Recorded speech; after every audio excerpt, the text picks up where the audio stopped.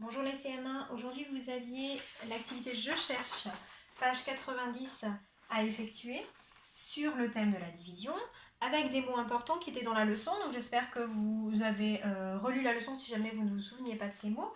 Il y avait le mot quotient, le mot reste. En fait, pour chaque division, on vous demandait de trouver le quotient et le reste. Alors il ne s'agissait pas de poser ces divisions puisqu'on n'a pas encore appris, je vous le rappelle, et vous n'aviez pas le droit à la calculatrice. Il fallait réfléchir autrement. Vous en avez l'habitude maintenant, quand on fait une division et qu'on n'a pas le droit à la calculatrice ni de poser, il s'agit de faire une multiplication à trous, ces fameuses égalités euclidiennes dont on a déjà parlé. Alors, je montre les réponses pour l'exercice numéro A. Trouve le quotient et le reste de chacune de ces divisions, et puis il fallait vérifier en faisant un autre calcul. Ce fameux calcul, c'est justement cette multiplication à trous. 69 divisé par 3, combien est-ce que ça va faire? Alors bien sûr, on ne sait pas poser, on n'utilise pas la calculatrice. Il s'agit de trouver 3 fois combien pour faire 69. Quand j'ai 69 choses que je partage en 3, il faut bien imaginer la situation. Ça, c'est mon panier. Et 3, c'est le nombre de personnes, c'est les chercheurs d'or, ou c'est les boîtes, ou les colliers, enfin vous imaginez ce que vous voulez, mais c'est le nombre de personnes qui va recevoir des choses. Donc, il va y avoir 3 fois un certain nombre. 3 fois combien pour faire 69? Et alors ici, c'était plutôt facile parce que, regardez, il faut 3 fois un certain nombre de dizaines pour faire 6 et 3 fois un certain nombre d'unités pour faire 9. 69, c'est un multiple de 3. Donc, on pouvait trouver facilement la réponse. Il n'y aura pas de reste. Du coup, c'était 23. Vérifier en faisant un autre calcul, il est là le calcul. 3 fois 23, ça fait bien 69.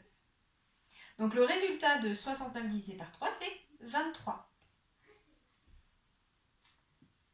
Oui, d'ailleurs, vous pouviez présenter comme ça parce qu'on vous demandait calcul le quotient et le reste. Mais justement, le quotient, c'est ce que chacun a eu, et c'est-à-dire 23. Donc quotient 23, et le reste, voilà, il n'y en avait pas. Tout le monde a pu avoir, on a partagé la totalité du panier. Petit b, cette fois-ci c'était 69 divisé par 30. J'ai mon panier de choses à partager. Et cette fois-ci, il n'y a pas 3 personnes, mais 30 personnes. Je vais donc donner un certain nombre à chacun. Quand je vais distribuer, le calcul, ça va être, je vais avoir 30 fois, puisqu'ils sont 30 fois un certain nombre pour faire 69. Alors, il fallait chercher dans sa petite tête 30 fois quelque chose pour faire dans les 60. Eh bien, on a déjà 2 fois 30 qui fait 60. Est-ce qu'on peut faire plus pour faire 69 ? Eh bien non, parce que si je mets une fois 30 de plus, ça va être beaucoup plus grand, donc ça ne conviendra pas. Ce qui va se passer, c'est que du coup, je vais pouvoir donner que 2 maximum à chacun. Donc comme ils sont 30, je vais distribuer 60 perles, on va dire que c'est des perles. Je vais distribuer du coup 60 perles, il va m'en rester 9. Ce calcul, 30 fois 2 plus 9, ça fait bien 69. Qu'est-ce que j'en retire? Le quotient, c'est la valeur, c'est le nombre que chacun a eu, c'est-à-dire 2. Et le reste, c'est ce que je n'ai pas pu partager, 9. Petit c, 69 divisé par 9. J'ai encore mon panier. Cette fois-ci, on est 9. Je vais donc donner un certain nombre de choses à ces 9 personnes et il faut que ça fasse 69. Donc, quand je regarde ce qui se passe devant moi, je vais avoir 9 fois, puisqu'ils sont 9, 9 fois quelque chose pour faire 69. Et là, je cherche dans la table de 9, ce qui peut faire 69 ou en tout cas qui s'en rapproche. Il n'y a pas 69 dans la table de 9, mais il y a quelque chose qui est proche. Il y a 9 fois 7 qui fait 63. Je ne peux pas aller plus loin, parce qu'après c'est trop grand. Du coup, le reste que je ne pourrai pas partager, 9 fois 7, 63, pour aller à 69, hop. Il reste 6 que je ne peux pas partager. voici du coup le quotient. Combien chacun a-t-il reçu de perles? Chacune des 9 personnes a reçu 7 perles. Il y a eu 9 fois 7 perles. Et puis ensuite, en reste 6 perles. Effectivement, puisqu'ils sont 9, s'il reste seulement 6 perles, je ne peux pas continuer le partage. Veillez bien à ce que votre reste soit toujours plus petit que le nombre de personnes que vous avez devant vous pour le partage. Parce que si jamais le reste était plus grand du coup que 9, ça veut dire que vous auriez pu continuer le partage et donner une perle de plus à chacun. D'accord? Si là, il n'y en a que 6 alors qu'ils sont 9, effectivement, trop petit, il y aura des jaloux, je ne partage pas. Voilà pour l'exercice A. Ensuite, pour l'exercice B, c'est exactement la même consigne, sauf que les nombres étaient un peu plus grands.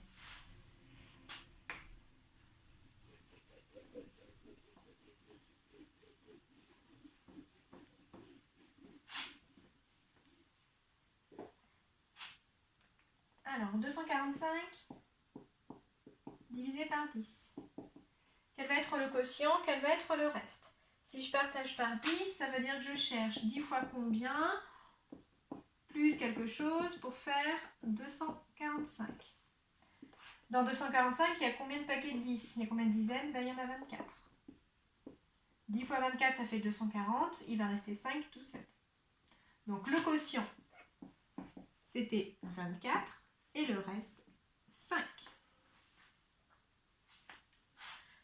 Ça, c'était pour petit a. Petit b, 100 divisé par 9. Je cherche 9 fois quelque chose plus éventuellement un autre nombre pour faire 100. Alors je vais... Allez, 9 fois 10, ça fait 90. Est-ce que si je rajoute encore une fois 9, ça ne dépasse pas 100? Bah oui. Si je fais 11 fois 9, ça fait 99. 99, je suis presque à 100, il ne manque plus que 1. Je ne pouvais pas faire plus que 9 fois 11. Tout ça, ça fait bien 100. Ça veut dire que le quotient, c'est 11 et qu'il reste 1. Petit c, 75 divisé par 15. Je cherche donc 15 fois un nombre plus quelque chose pour faire 75. Allez, si je fais 15 fois 2, ça fait 30. C'est pas encore assez. 15 fois 3, ça va faire 45. 15 fois 4 et ainsi de suite. Vous pouviez continuer comme ça et on trouvait du coup au final, c'était 15 fois 5.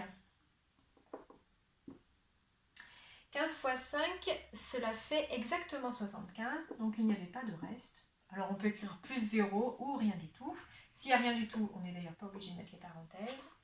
Quotient, 5 reste 0. Petit d, 100 divisé par 15. Je cherche 15 fois quelque chose, plus quelque chose pour faire 100. Allez, des paquets de 15, là encore, je m'interroge.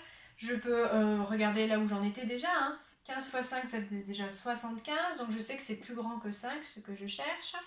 J'essaye. 15 fois 6, et hop, je trouvais. C'était 6. 15 fois 6. Et par contre, il va me rester 10. 15 fois 6, cela fait 90. Et du coup, il va me rester 10 tout seul pour aller jusqu'à 100. Le quotient, c'est 6. Et il reste 10.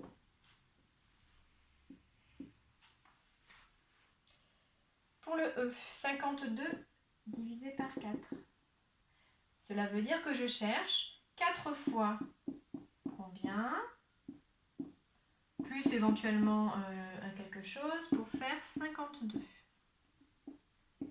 Je suis déjà plus grand que 4 fois 10, 40, donc je cherche plus haut. 4 fois 11, 44, et ainsi de suite, je cherche. Je vais finir par obtenir 52 divisé par 4, c'est 13 fois 4. Et cela tombait juste, cela fait exactement 52. quotient 13, reste 0. Et le dernier, 150 divisé par 12. Comment je fais pour calculer? Je cherche 12 fois combien? Plus éventuellement quelque chose pour faire 150. Ici, si on se rappelle, on essaye déjà de multiplier par un nombre que l'on connaît. 12 fois 10, c'est facile à calculer, ça fait déjà 120. Je vois que je suis assez proche, mais encore un petit peu trop petit, donc c'est plus grand que 10, ce que je cherche un petit peu plus grand que 10. J'essaye. 12 fois 11, 12 fois la suite, 12, ça marchait. 12 fois 12 avec, en reste 6. Quotient 12, reste 6.